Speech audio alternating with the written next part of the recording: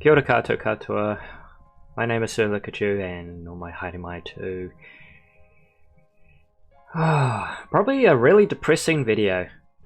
I think the last time I talked about Nintendo and Pokemon, I was pretty much a reaction to like their direct and of like Pokémon Z-A and Pokemon Champions and all that, and I just pretty much went ham. I just blew up. I yelled. I called them greedy pigs. This is sad. This is going to be really sad because I am announcing right here, right now, that I am officially done with Nintendo. Not all the way though. I'm probably like 99% done. There is a 1% and I will explain why later. But overall, I am done. I am done. And it's really, really sad. It's really sad. It's really, really sad. Because I've been a fan of Nintendo for a very long time. I want to make a video of like my childhood of playing, you know, Nintendo games, especially Pokemon, you know, a real in-depth. I've kind of already released, you know, a video about that. Just, you know, it's called like Let's Talk Pokemon. It's on my channel. I'll put it in the description if YouTube lets me. Yeah, because YouTube's been another problem itself. Good grief. See, that's another video. Man, there's just so much wrong in this world. Oh my gosh. See, I don't know where to go from here. But why am I done with Nintendo? You know, I could sit here and give you a whole list of things as, you know, of what they've done that's wrong. And let's be honest. I was going to say no Pokemon company. No company on this earth is perfect. No CEO is perfect, okay? No one is perfect, all right? Except God, of course. You know, and we all make mistakes. Companies make mistakes. Publishers make mistakes, okay? There's some out there that actually own up to their mistakes. Nintendo have come to the point where it doesn't care. They don't care. It doesn't bother them because they've got so much money. They know people out there will buy their stuff. So it's like they don't have to be scared and afraid and, oh, let's mention a little something there and a little something here, show something this and that. No, they just come out right and go, hey, we're gonna produce, here's DLC for Pokémon Legends Z-A that hasn't even, you know, the game hasn't even come out yet, but here's DLC for this. Hey, we're putting the prices up for the original Switch. You know, hey, you do anything dodgy in our eyes, we're gonna brick your Switch too. Hey, buy our products that still have problems, the same problems from the original Switch. Hey, we're gonna go out there and send lawsuits to developers and indie devs, right? Because hey, we don't like it when they make more money than us. Hey, we're now trying to take over gaming as a whole. You know, look what we're doing now. Patent this, patent that. I can just keep going. I really can. But what I'll do is I'm going to direct you to XanderJ.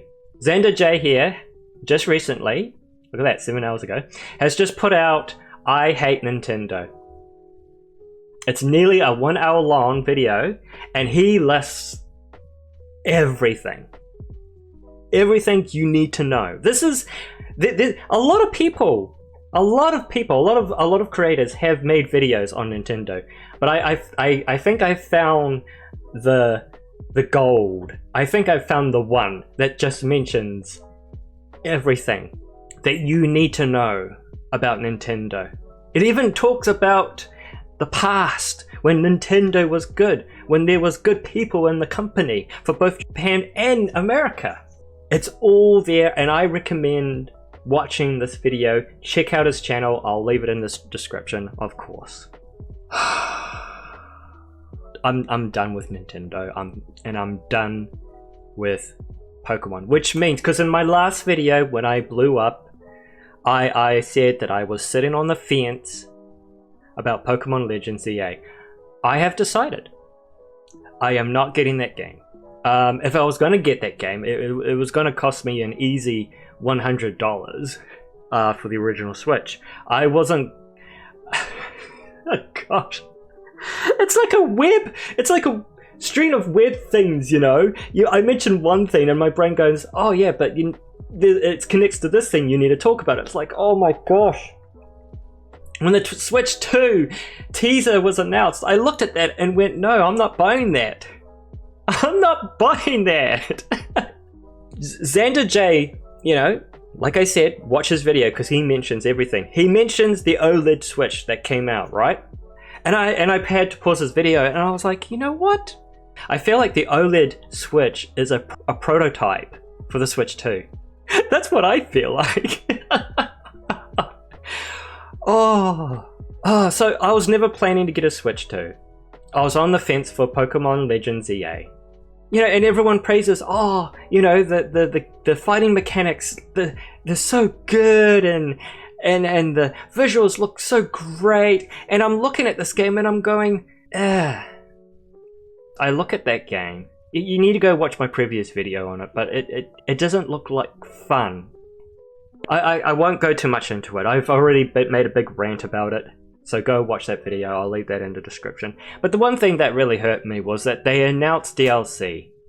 DLC for this game that hasn't even come out yet. When they announced DLC for Sword and Shield, you know, it was like, hey, you're gonna get a new area, you get a new story, here's some new characters, a new Pokemon that you get to choose. Yeah, it's the same Pokemon, but it has 2 different fighting styles, and you have to choose at the end which one you want. And it's an area, we'll update the game where Pokemon can follow you. But oh, what's this? No, the Pokemon will only follow you in that new area. It's not going to be updated in the rest of the region of Sword and Shield. I did not like it. I did not like it. It's pretty much Pokemon has been around for a very long time, you know. I can go back to the original Game Boy games. Go in the wild. Hey, look at that. I just captured a Pokemon. They then take that Pokemon from those first games and go, yeah, we're going to cut that out. We're going to put a price on it. You want this Pokemon? You have to pay us. I have to pay you money for a Pokemon that I can previously catch in other games? What? Oh. And so when they did the quote-unquote, and I'm doing the fingers motion, faithful remake for Diamond and Pearl. Yeah, my gosh, like, just do a remake of Platinum that fixed everything of Diamond and Pearl. But no, they wanted more money, so they had to have 2 games of the same game. Oh, and I said, and I mentioned this in an old video, that if they brought out DLC for Brilliant Diamond or Shining Pearl, that was me. That was it. But as far as I know, they didn't. And I was like, okay, good. And then Pokemon Scarlet and Violet came out. Oh, what a horrible mess that was. There's so many games. It's happening again. The spiderweb web thing, it's happening again. I'm talking about something and my mind goes, oh right, and you got to mention this too. Flip, I'm way off track here. I've got a list of things I want to talk about, so I hope you don't mind. This is going to be a nice long video. It took me a while to finish Pokemon Sword, and I have to admit, I never got to finish. In fact, I think I might have started it, but I never finished Pokemon Black 2. I haven't finished Pokemon Sun. I haven't finished Legends Arceus. And of course, I haven't finished Scarlet. I have been going back to Black 2. I've been actually enjoying that a lot. I really am. I'm like, oh my gosh, this is so good. It's so good. The look of it, the sound design, everything's like, oh, I'm loving it. And yeah, I do go back to like trying to play Scarlet. I try to play for a little bit. And I try to get myself involved. I try to enjoy it. And sometimes I do. You know, I'm not a complete hater here. I actually do enjoy it. I love Pokemon, you know? I'll find new Pokemon and go, oh, this looks awesome. And then I'll capture it and it'll be like, yeah, you know? And I try to form a team and it's hard because I've got all these new Pokemon and it's like so cool, you know? But then my eyes start to hurt my eyes really start to hurt because I'm looking at a game that's just unpolished. It's glitchy. The frame rate hurts, you know, it just hurts my eyes so bad. I've mentioned this in the previous video. I don't have big hands, but holding that Switch hurts my hands. I can't hold it for too long. I no longer have a TV, so I can't dock it, you know, but I can only play for so long. And it sucks. It really sucks. I wish they just polished it more. And then they brought out DLC for Scarlet and Violet. I hear good things about that. I also hear that the game gets better near the end. It is what it is. Oh gosh, I hate that saying. I really do. It is what it is. I hate that saying. I hate that saying with a passion. You know, because it's saying, oh well, it's set in concrete, nothing can be done about it. It's not going to change. No, it can change. It can change. And fans and video game players are waking up, and the orders of the Switch 2 and the games are dropping. People are not playing the new Mario Kart as much as it first came out. Donkey Kong Bonanza, I hear good things about that, but people are pretty much done with that game. Fans, video game players, they're coming out and they're announcing on social media and on YouTube, I've played this game, it was good at first, and now I'm pretty much done with it. Sega is coming out with their new racing game, their Sonic game, you know? And that's looking amazing. And I think everyone's gonna switch over to that when that comes out. It's not just Nintendo. It's other companies too, you know? Activision. Which really sucks because, you know, for me, if you don't watch my my content, I've been trying to do, and for a really long time, a Call of Duty series where I play all the Call of Duty games on its hardest difficulty. I'm not buying any more Call of Duty. I've got a bit of a list on my Steam client that I will be playing, but I'm not going to be buying any more games. Activision with their Black Ops 6, it's a joke. If you want constant updates of what's happening with Black Ops, and even with like the new Battlefield, I recommend Blame Truth. And he's almost like me. I can almost, you know, when we get upset and we kind of lose it. But for good reason. This guy's amazing. I recommend his channel if you want updates on everything. There was stuff, okay? I know I'm kind of switching here, you know, I'm kind of going from Nintendo, now I'm talking about Activision, but I kind of need to announce it. There was stuff that Activision was doing I had no idea about. They are doing things that is just wrong. It's absolutely shocking. I recommend this guy's channel. I could not believe what I was hearing. Ubisoft? I mean, come on. Ubisoft. I've watched Angry Joe show for a long time. Every time they mention Ubisoft, it just like are they even a game publisher anymore? They seem to still do bad practices. You know, the new Assassin's Creed Shadows. Good grief, that was a journey. My gosh, the Star Wars Outlaws, really? Skull and Bones. Take away everything you know about pirates. Video game players like me, we honestly don't give content creators like Angry Joe, and I'm sure you can think of like hundreds of other people that you watch. I honestly don't think we give them enough credit because these people actually go their way and buy these games and play these games and experience them. And I honestly, people like Angry Joe, I thank you because of you, I don't buy these games. Games that are not finished, unpolished, cut content, pay DLC, packed to the brim of microtransactions. EA. I remember playing Battlefield way back in the day. I'm talking like 2010. We used to like set up our computers at work, or our computers were connected by the network. We used to hop on them and just play out, you know, the old Battlefield. And it's sad too. It's really sad because I'm seeing some classics. Crysis, Mass Effect, Titanfall, the first one wasn't that great, but Titanfall 2, I enjoy that. That's amazing. Apparently Battlefield 1 is still being played today because it's a great game. I think Battlefield like 4 is still being like played and still being enjoyed. And Blizzard. Overwatch came out, my gosh, I think it was pretty much the next thing from me and my friends. We would be playing League of Legends nearly almost like 24/7. Been playing that since like season 2, nearly for a decade. And then Overwatch came out, and it was like, this is it. This is our new game. And it was amazing. It really was. And then they announced Overwatch 2, and that it was going to be story-based.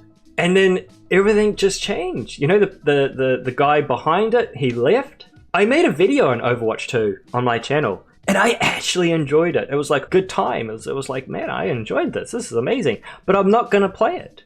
How can I play a video game that's made by a company that's just so full of greed and makes wrong choices, and where they rather pay out their CEOs, you know, the top boss, for so much money that they can buy all their yachts, their 3rd, 4th yacht, you know, and not give a crap about the players.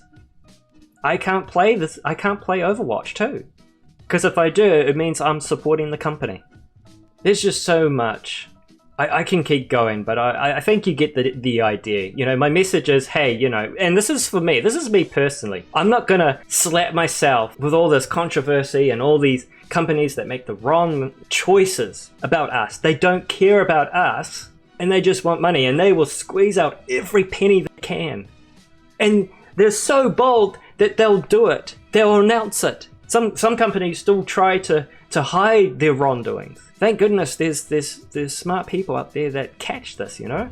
People like Blame Truth or XanderJ, and much more. Much more. So I recently stopped paying Nintendo's online subscription. I wasn't using it. I don't need it. You know, your expansion whatever membership, so you can play certain selected titles, and I swear you get the same, like, how many Marios or Kirby. There's a certain selection there. But hey, if you want the latest on the, what is it? The Nintendo 64, the Game Boy Advance, you gotta pay more? Pay more and you get some more titles of our selection. That's Nintendo, that's what they're saying. At first it was like, yeah, this is cool. But hey, I can emulate all your games on my PC. Why am I paying you for selected titles? Which then I have to play on my Switch, which gets uncomfortable. And the Switch, my Switch, has drifting problems. And the cable has snapped inside of one of the Joy-Cons, so I can't use the back buttons. So at the beginning, I mentioned that I was pretty much 99% done with Nintendo, and the 1%, you know, is still there. And here's the reason why. Now, I have Pokemon Home, and I only pay like $9 every 3 months. Which is not bad. It is a bit sad because if you stop paying, they pretty much go, hey, you've stopped paying the Pokemon Home subscription. You better pay up, or your Pokemon, well, we're holding them hostage. Better pay up now. Pokemon Home! You know, in my eyes, it was brilliant. Hey, you got Pokemon from the very old generations? Bring them over, you know? Keep them safe. Because those games, yeah, the battery dies. Or your cartridge gets lost, you know, or some dumb kid steals it, and it's brilliant. But here's the problem: 1, it's paid. 2, it's on their servers. It's not the best. 3, not all Pokemon can go to Pokemon Home. Special event Pokemon, it can't be carried over. Here's an example: Spiky Ear Pichu. Isn't it adorable? So in 2010, I believe, you can get this one and only time special Pokemon for the Pokemon Heart Gold and Soul Silver. It's a one-time only. And then Pokemon Home comes along, and you go, awesome! I want to transfer this special Spiky Ear Pichu that you can't get anywhere else and ever again, unless of course they do it again, but over to Pokemon Home, so that way it's safe forever. No, you cannot do that. And that's just one example of many. Why? I don't get it. Why? I am paying you money so I can have special Pokemon that you can no longer get. Why? Why would you not put a code in your program in the cloud so that we can transfer these Pokemon over? I do not understand. What the hell? So I have Spiky Ear Pichu on my Pokemon Heart Gold and Soul Silver. And here's the problem. If I want to play Heart Gold and Soul Silver again, I can't. On the hardware, on the games. I can't do that anymore because if I restart the game and save, it's gone.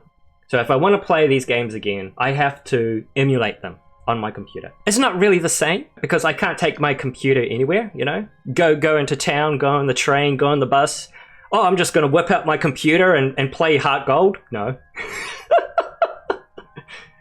Now, I'm still going to release some thoughts and reviews on Pokemon games. I still want to do that because I have completed Brilliant Diamond. Yeah, I've completed it, and I really would want to I do want to put my thoughts on it, and the other games too. But I need to finish them. Gosh, I need to finish them. Hey, if you're still with me, you're still listening, hey, I appreciate it. Thank you so much for still watching this video. I want to talk about pricing. It's a little different here in New Zealand because we have the exchange, wow, my words, exchange rate. Thank you. So for 8 years, the Switch Joy-Cons for the original Switch are still $150. For Switch 2, they are $160. So for one Switch 2 Joy-Con, it's $90. If you want the Switch 2 Pro controller, it's $140. Switch 2 is $800. You want the camera? That's $80. Your dock gets broken? You want a new dock set? That's $190. You want a all-in-one carrying case officially from Nintendo? That's $120. No? $800 for the Switch 2? Are you mad? I might as well save that money for PlayStation 5. I might as well. But the PlayStation 5, it's not looking good for me in terms of games, you know? It's all about games. What games do you have available? It's the same with Switch 2. When the Switch 2 was announced, fully announced, after the teaser, it's like, hey, this is our official exclusive for the Switch 2, Mario Kart World. And I thought, what? First of all, the Switch 2, it still has problems. Have they fixed those problems? No. I hear drifting is still a problem. When they announced the chat button, you gotta pay Nintendo online subscription if you want to use the chat button. Don't have it? Well, it's a useless button. So when they announced their exclusive Mario Kart, which, hey, you can get a bundle with that, $869. And I thought, it's a racing game. It's like if the new Xbox came out with their one and only exclusive game, no other game, and it was like a Madden game. Oh, how exciting, a sports game. How exciting, whoa. Oh, you want to know how much Mario Kart World in New Zealand is? $130. $130? Do you know how many games I can get in a Steam summer, spring, winter, Halloween sale? Oh my heart. And then Nintendo, of course, announced they're raising the prices on the older hardware. Why? So the original Switch, their prices shot up to $550. The OLED Switch, $630. The Switch Lite, $390. Pokémon Legends Z-A base game for the Switch 2 is $120. And of course, for the original Switch, it's $100. Well, and I'm trying to think of the best example. I think in America, you guys have like what? GameStop. In New Zealand, we have EB Games. EB Games is, it's expensive. And here's a little thing. You see that? So if you want to pre-order it,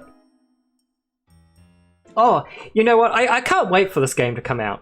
And there's those people who will buy it, you know, to review it and show the world what it's really for. I can't wait for that. And I tip my hat to those that do that, you know. I know they get their money back through YouTube ads or most likely Patriot, and that's fine.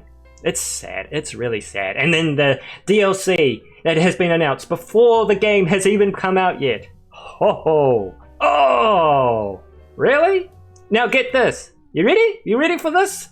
You can get a Nintendo Switch 2 plus the Pokémon Legends Z-A console bundle for $869.95. All those nice games that I'm going to get in the next, whatever summer, winter sale that's coming up. Christmas sale? Oh, Steam Christmas sale. Okay. All right. Oh, and get this. You want it? You want to pre-order it? Because you know, oh, it's going to sell out. You better pre-order. That's a $50 deposit. You know, you might as well make it $1,000. Why not? Now, of course, The DLC that was announced, it's not available to purchase, you know, like through EB Games or even through like New Zealand Nintendo. So I'm going to go off the exchange rate, okay? So the DLC for Pokemon Z-A Legends is $50. The DLC for Pokemon Sword and Shield Expansion Pass is $50. Pokemon Scarlet and Violet, The Hidden Treasures of Area Zero, $57.75. It's not going to surprise me the least if Pokemon Legends Z-A DLC ends up coming out as $60. That's a $180 game if you buy the DLC with that. So the one thing about EB Games is that you can buy pre-owned. There's examples here like Detective Pikachu Returns, Pokémon Tournament DX, Pokemon Mystery Dungeon, Rescue Team, DX, why is everything DX? And the new Pokemon Snap. You're looking for these pre-owned games? Look at that, $88. Oh look, this wasn't here the other day. Looks like some poor soul just handed in their Pokemon Sword to EB Games. Look at that, $94. Look at it, Scarlet and Violet, $88. Pre-owned, second-hand. A game that has come out for some time, pre-owned, owned by someone else, already being used, $94. Remember, Nintendo published games is $99. Oh, woo-wee, jolly whiskers, what a deal. And you know what? There is no doubt in my mind, and I have seen it too, way back then, way back when I was looking for Pokemon Shield, when it was coming out, there were games for Pokemon Sun, Ultra, Sun and Moon, blinking Black and White too. Oh yeah. And then the remakes, you know, Soul Silver, Heart Gold. Those games were sitting on the online store for like between $70, $80 and $90. I think the most expensive one was like the Black series, the Black and White series. They are so expensive. When I got them off like secondhand, for example, America, you have eBay. So for us, we have Trade Me. Trade Me was selling, I think it's Black 2 or White 2. You can get that for $200. I kid you not. Pre-owned, but it's such in high demand, you can easily pay $200 for it. So Pokemon Shield, Pokemon Legends, Arceus, these games would be still priced, if brand new, at $100. Because we all know that Nintendo is very thin about having specials. If it's a third-party game that's been published on their console, oh, no problem. Easy. Easy. Big specials. But their products? No. No. I mean, look at this. Again, pre-owned. I do have to mention the other games that are coming out. Oh, boy. What is this? The third time release? The re-release? But they haven't did an HD remake. Nothing's changed. Nothing's updated. It's just, hey... slap it on, here it is, $100. What's that? The Visual Game Boy? Oh, jolly whiskers! So if you want the Virtual Boy for Nintendo Switch 2, you know that thing that failed? And when they showcase it in their Direct, it's like, you know, you're looking at it and you're going, I mean, okay, sure. I mean, you know, there'll be people out there that might want to play it for nostalgic. $159? What? I don't know if this is like, thankfully, or thank goodness, because, oh my goodness, babe, damn! You can get the cardboard model for like $34.95. Why would you buy this? Why would you buy this? For black and red games? I should say black and red colored games, because black and red games sounds like Pokemon Black and Red. Breath of the Wild for the Switch, that's an easy 100. It always has, then it always will be. For Switch 2, if you want to play Breath of the Wild, it's $120. And of course, there's all that whatnot about, is all the DLC going to come over to the Switch 2 game? No. Tears of the Kingdom, Donkey Kong Bonanza, $120. Mario Kart World, we've already mentioned this, $130. Why is it $130? Probably because they thought it's the most amazing, best game. The value of it is this much. I know this video has gone long enough. If you're still here, still watching, I appreciate it. Thank you so much. I love you for that. The last thing I want to talk about, in fact, I say it's the last thing, it's probably not going to be the last thing, is the Amiibo. The Amiibo. When the Amiibos first came out, I really wanted to buy them all. I thought they were amazing. But they're just so expensive. And some of them are actually no longer selling and hard to get.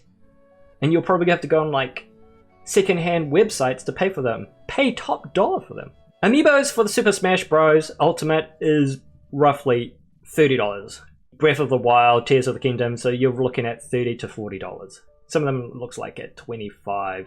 The Metro Prime 4, you're looking at a $34 to $50. The Super Mario Galaxy, because hey, we're re-releasing this game, and here's some Amiibos. You want them? $50. And of course Kirby Air Riders. You want them? $70. I was just sitting in my chair. I still got my coffee to get through. It's getting cold, but that's fine. And I just had a thought. I was like, oh wait, remember when Lego came out? And Lego was there for everyone. Lego was amazing. To me, personally, my favorite was the Bionicles. I got a bit of a collection there. They were really affordable. I would save my money, go to the warehouse. I think the last one I needed was like the red one. And I managed to get it off my mate's brother. But Lego has become so expensive, it's not a toy. It's pretty much not a toy. It's not even a toy. It's a hobby. It's a hobby. And they go, oh, you know, Lego for children. But the smallest thing you can buy is like $40, $50. No, it's not. It's not. It's for adults. It's for adults that have money. It's a hobby. Yet they still sell it in toy stores. Me and so many children walk by, we look at it and we go, oh man, that would be amazing. That would be amazing to have, but it's so expensive. I almost feel like Nintendo is turning their product into a hobby. And that doesn't sound right. It doesn't sound right, eh? It's still a video game. But they're making it so expensive. Soon, children won't be able to own it. Adults won't be able to purchase it for the children.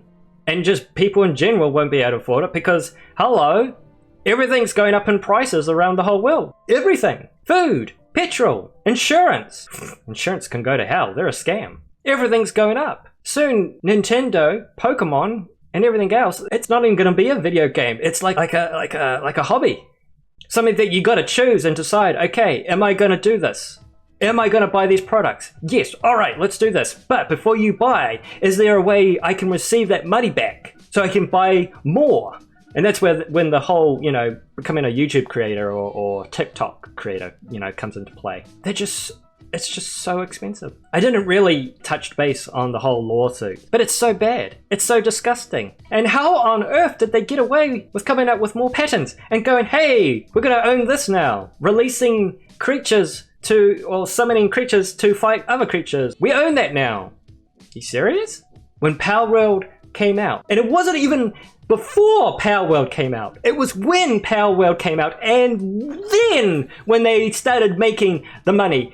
That's when Nintendo came out and went, no, hold on. They're actually making money. Wait, that money should be, that's ours. No, right. Lawsuit, let's go. Oh yeah, right there on your screen right now, you're seeing is an actual website you can go to, and it lists everything that Nintendo has come along and has claimed copyright and lawsuit on these people. Video game players, companies, developers.